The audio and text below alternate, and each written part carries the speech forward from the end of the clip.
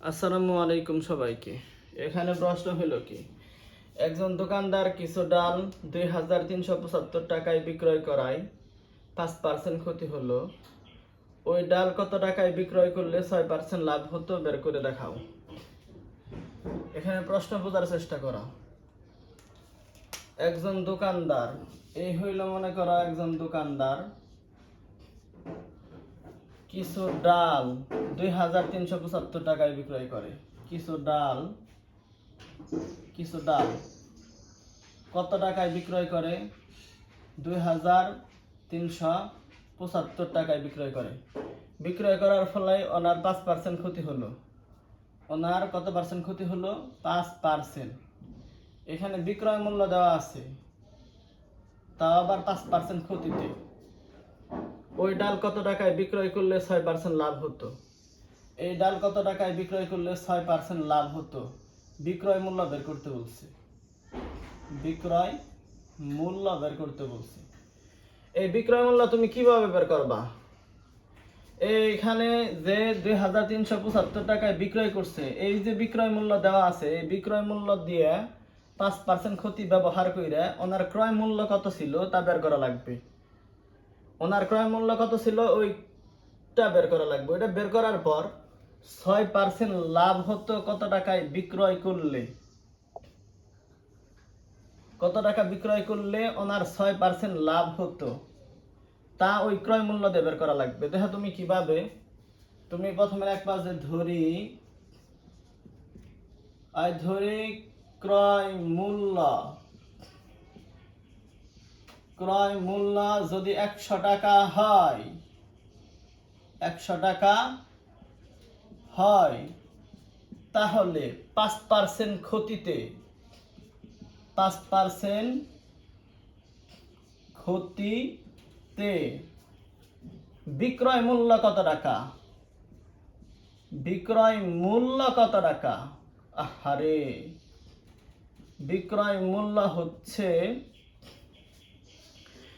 এখানে ক্রয় মূল্য হচ্ছে কত টাকা? 100 টাকা। ক্ষতি হওয়ার কারণে কি লেখা লাগবে? মাইনাস কত পার্সেন্ট? 5%। ক্যালকুলেশন করলে কত টাকা হয়? 95 টাকা হয়। ঠিক আছে না? এখানে বিক্রয় মূল্য হচ্ছে 95 টাকা আর ক্রয় মূল্য হচ্ছে 100 টাকা। এখানে বিক্রয় মূল্য 2375 টাকা, কিন্তু ক্রয় মূল্য নাই, ওইটা বের করা লাগবে। দেখো কিভাবে। তুমি লিখবা যে এখানে বিক্রয় মূল্য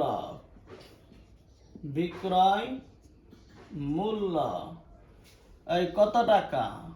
95 টাকা হলে ক্রয় মূল্য কত টাকা?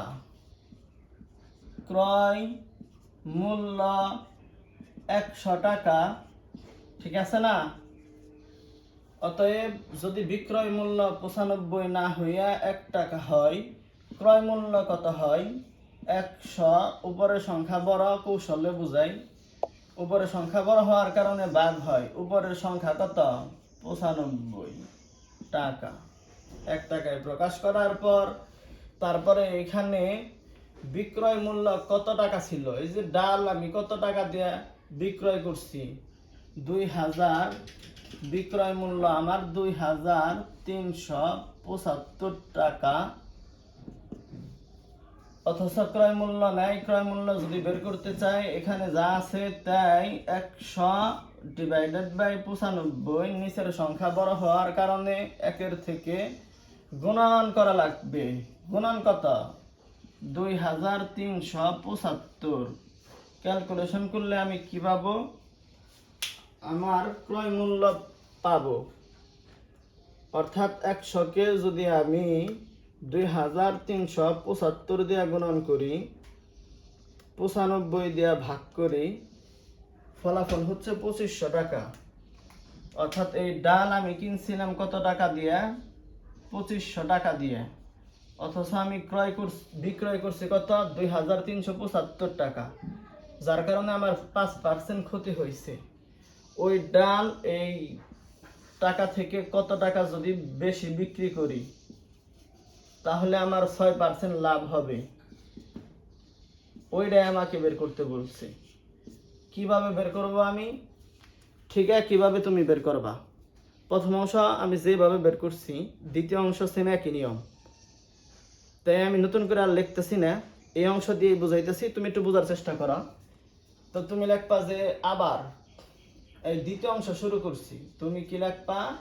আবার ক্রয় মূল্য 100 টাকা হলে 6% লাভে, কত পার্সেন্ট লাভে? 6% লাভে বিক্রয় মূল্য সমান সমান কত টাকা? এখানে ক্রয় মূল্য আমার 100 টাকা, আমার 6% লাভ হইছে, লাভ হইলে যোগ করা লাগবে কত দিয়ে? যত পার্সেন্ট লাভ হইছে মানে 6 দিয়ে যোগ করলে কত টাকা হয়? 106 টাকা হয়। বুঝছো নাকি বিষয়টা? আমাকে এখানে কি কত টাকা বিক্রয় করলে 6% লাভ হতো, তার মানে কি বিক্রয় মূল্য বের করতে বলা হয় নাই, বিক্রয় মূল্য বের করতে বলা হয়েছে। তাহলে তুমি লিখবা যে ক্রয় মূল্য 100 টাকা হলে, এই ক্রয় মূল্য এখানে কত টাকা? 100 টাকা হলে বিক্রয় মূল্য কত টাকা? 106 টাকা। অতএব ক্রয় মূল্য 1 টাকা হলে বিক্রয় মূল্য সমান সমান কত? 106।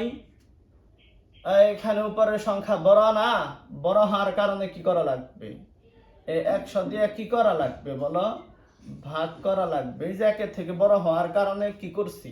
ভাগ করছি। বুঝছো নাকি বিষয়টা? অতএব ক্রয় মূল্য কত টাকা? ওই ক্রয় মূল্য আমি কত বের করছিলাম দেখো না কে? 2500। তাহলে ক্রয় মূল্য 2500 টাকা হলে বিক্রয় মূল্য সমান সমান কত হয়?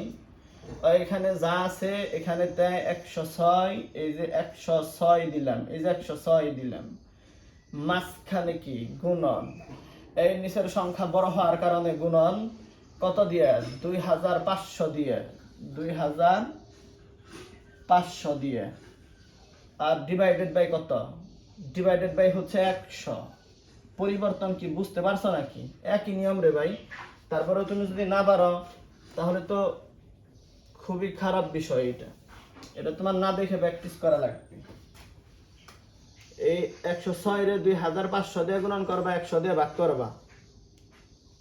106 গুণন 2500 ডিভাইডেড বাই 100, 2650 টাকা। 2650 টাকা। যদি আমি 2650 টাকায় বিক্রয় করতাম তাহলে আমার 6% লাভ হইতো। আশা করি বুঝতে পারছো।